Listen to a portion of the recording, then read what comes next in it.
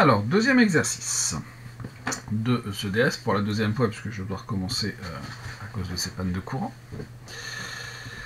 Donc c'est un exercice en fait avec trois questions indépendantes sur des suites. En fait c'est un exercice de type court.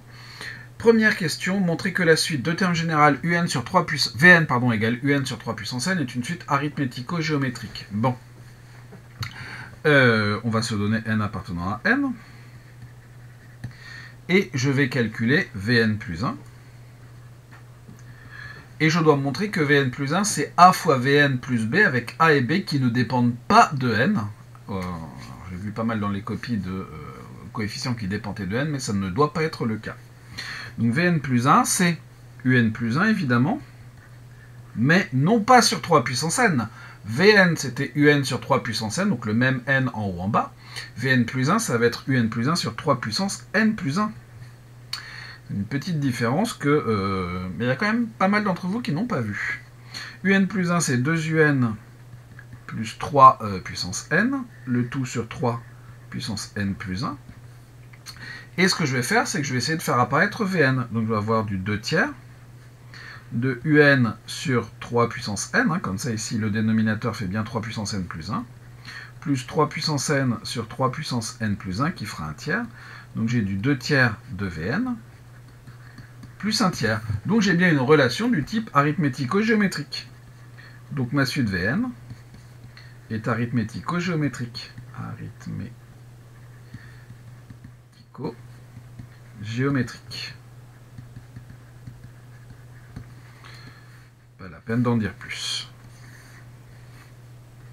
Évidemment, ça c'est pas une question difficile.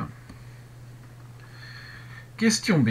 En déduire une expression de Un en fonction de n. Évidemment, on va d'abord en déduire une expression de Vn en fonction de n. Et pour ça, on va étudier la suite arithmético-géométrique Vn avec une méthode que l'on a vue dans le cours.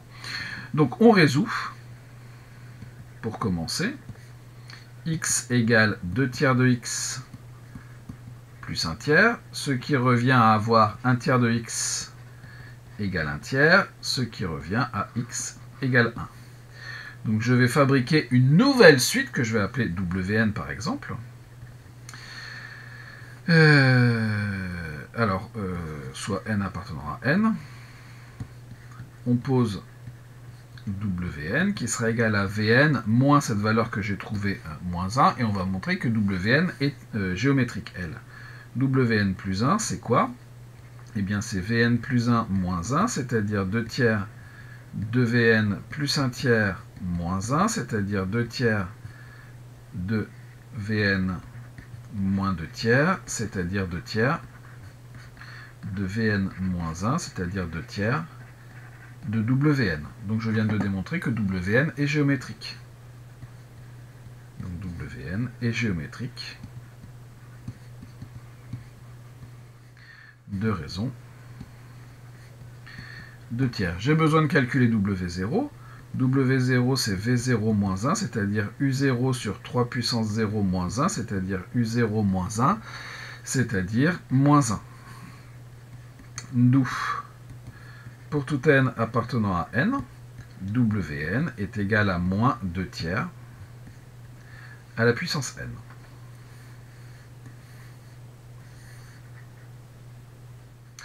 De ça, je vais en déduire Un. On a donc, pour tout n appartenant à n,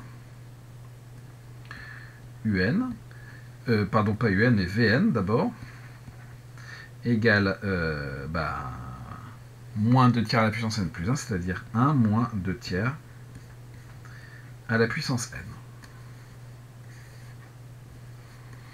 Et ensuite, on peut en déduire Un. On en déduit que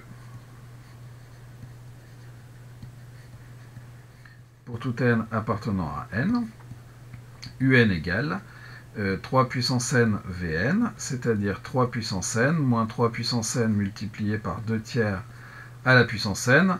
Là, on a simplification, c'est-à-dire 3 puissance n moins 2 puissance n. Conclusion. Pour tout n appartenant à n, non pas Un, mais Vn, mais Un égale 3 puissance n moins 2 puissance n.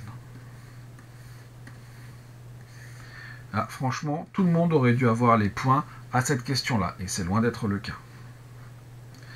Question 2.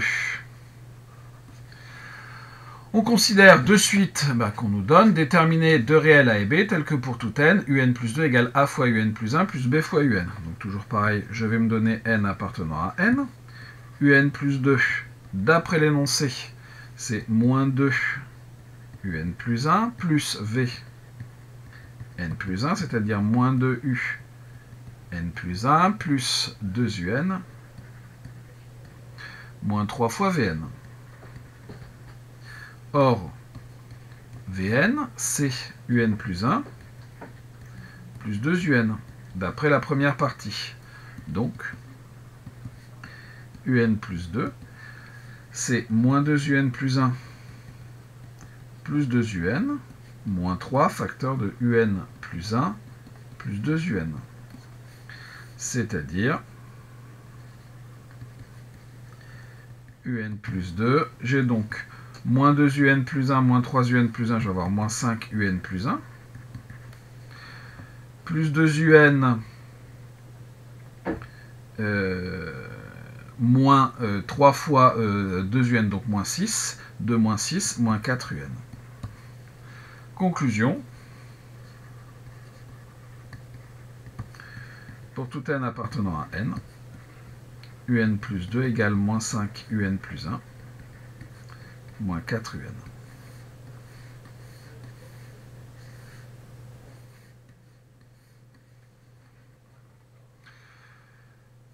Question B. En déduire l'expression de un en fonction de n, puis celle de Vn. Donc là, j'ai une suite récurrente linéaire d'ordre 2. Je vais donc m'intéresser à son équation caractéristique.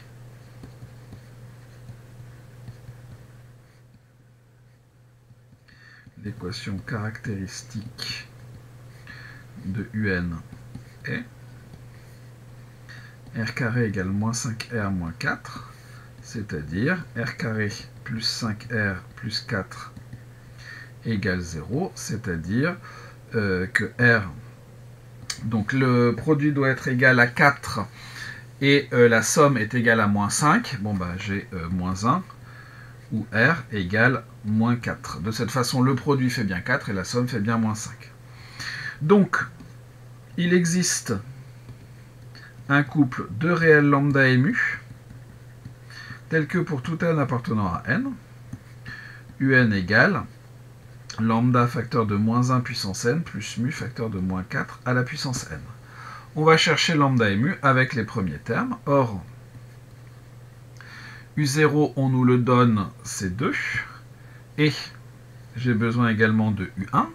U1, c'est moins 2U0 plus V0, c'est-à-dire moins 4 plus V0 moins 1, c'est-à-dire moins 5. On a donc, pour 0, lambda plus mu égale 2. Et pour 1, donc j'ai moins lambda, moins 4 mu, égale moins 5. Lambda plus mu égale 2. Et ma deuxième ligne, je vais faire la deuxième ligne plus la première. Donc j'ai moins 3 lambda, moins 3 mu, égale 2 moins 5, c'est-à-dire moins 3. Donc je vais avoir mu qui est égal à 1. Et forcément, comme lambda plus mu doit être égal à 2, j'ai lambda égale 1. Et donc, pour tout n appartenant à n, alors ici j'ai marqué un, mais c'est vn. Non, c'était bien un, un égale moins 1 puissance n plus moins 4 à la puissance n.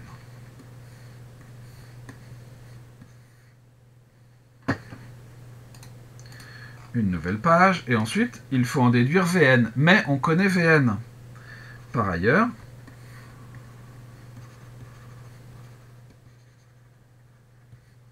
pour tout n appartenant à n, Vn est égal à un plus 1 plus 2 un.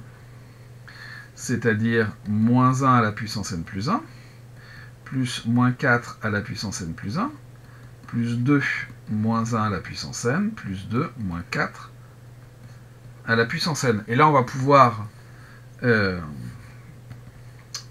mettre du moins 1 puissance n en facteur. Donc ici, j'ai moins 1 puissance n, plus moins 4 à la puissance n, plus 2 moins 1 à la puissance n, plus 2 moins 4 à la puissance n, c'est-à-dire moins 1 plus 2, ça nous fait 1. Donc on a du moins 1 à la puissance n. Moins 4 plus 2, c'est moins 2. Moins 2, facteur de moins 4 à la puissance n. Conclusion. Pour tout n appartenant à n, Vn, aussi bien ça, est égal à moins 1 à la puissance n, moins 2, facteur de moins 4 à la puissance n. Et voilà encore une question de traité. Et on passe à la troisième suite.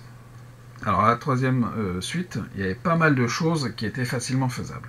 Première question, étudier les variations de la fonction f. Bon, c'est une fonction homographique, tout ce qu'il y a de classique sur 1 plus l'infini, sachant que x est différent de moins 1, on a une fonction qui est dérivable. F est dérivable parce que la fonction qui à x associe 4x moins 2 est dérivable sur 1 plus l'infini. La fonction qui à x associe x plus 1 est dérivable également sur 1 plus l'infini et ne s'y annule pas.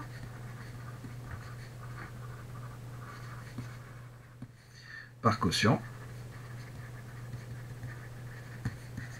f est dérivable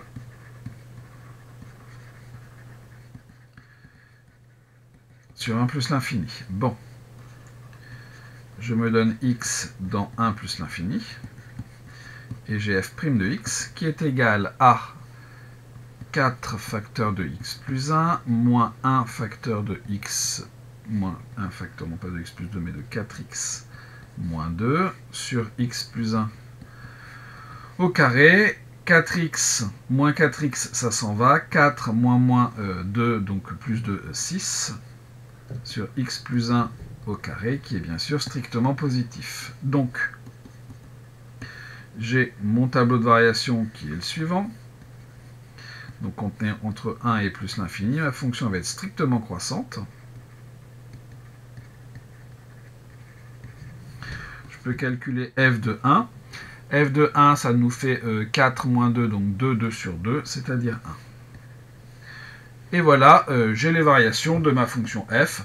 La limite en plus l'infini, je pourrais la calculer, mais j'en ai pas besoin, je sais que je ne vais pas en avoir besoin, donc je ne le fais pas. Question B, démontrer que pour tout n, on a un strictement plus grand que 1. Bon, on va faire ça par récurrence. U0, c'est 3, qui est strictement plus grand que 1. Bon, soit n appartenant à n, tel que un strictement plus grand que 1.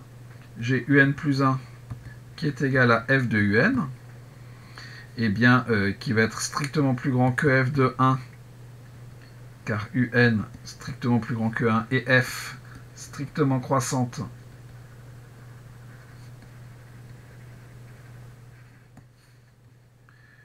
sur 1 plus l'infini, et f de 1 c'est 1, d'où un plus 1 strictement plus grand que 1. Donc la proposition est vraie, j'ai plus qu'à conclure par principe de récurrence.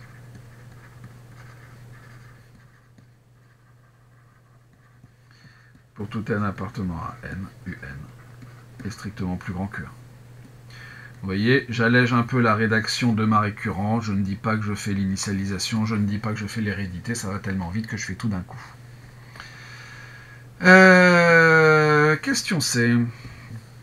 On définit une suite Vn à partir de un en posant Vn est égal à un-2 sur un-1, démontrer que Vn est géométrique et donner l'expression de son terme général. Bon, alors ici on a un problème. Je ne vais surtout pas calculer Vn plus 1 sur Vn. Pourquoi? Parce que si je fais ce calcul, ça m'obligerait à prouver que Vn ne s'annule pas. Et ça, j'ai pas tellement d'infos là-dessus. Vn c'est un-2, et donc un est plus grand que 1, mais un pourrait très bien être égal à 2 et rendre Vn égal à 0. Et ça me poserait problème en cas de division. je vais simplement essayer de faire apparaître Vn dans mon expression de Vn plus 1. Donc Vn plus 1, c'est quoi? C'est Un plus 1 moins 2 sur Un plus 1 moins 1, c'est-à-dire 4Un moins 2 sur Un plus 1 moins 2 sur 4Un moins 2 sur Un plus 1 moins 1. Je multiplie tout par Un plus 1 pour faire disparaître mes fractions à plusieurs étages. Je vais donc avoir 4Un moins 2 facteur de Un plus 1 sur 4Un moins 2 moins Un plus 1. J'ai donc 4Un moins 2Un, je vais donc avoir 2Un, moins 2, moins 2, moins 4. Sur 4Un moins Un, donc 3Un, moins 2, moins 1, moins 3. Au numérateur, je vais mettre 2 en facteur. Au dénominateur, je mets 3 en facteur. C'est-à-dire que j'ai 2 tiers. Un moins 2 sur Un moins 1, c'est-à-dire 2 tiers de Vn. Donc ma suite Vn, elle est géométrique.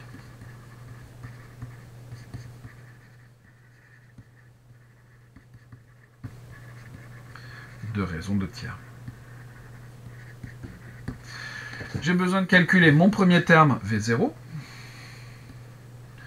V0, c'est donc U0 moins 2 sur U0 moins 1, c'est-à-dire U0, c'est 3.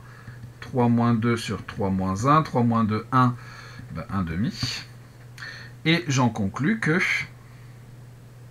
Alors, d'abord, j'oublie d'encadrer un résultat important qui est que la suite est géométrique. Et ensuite, donc, pour tout n appartenant à n, Vn, c'est V0 multiplié par Q à la puissance n.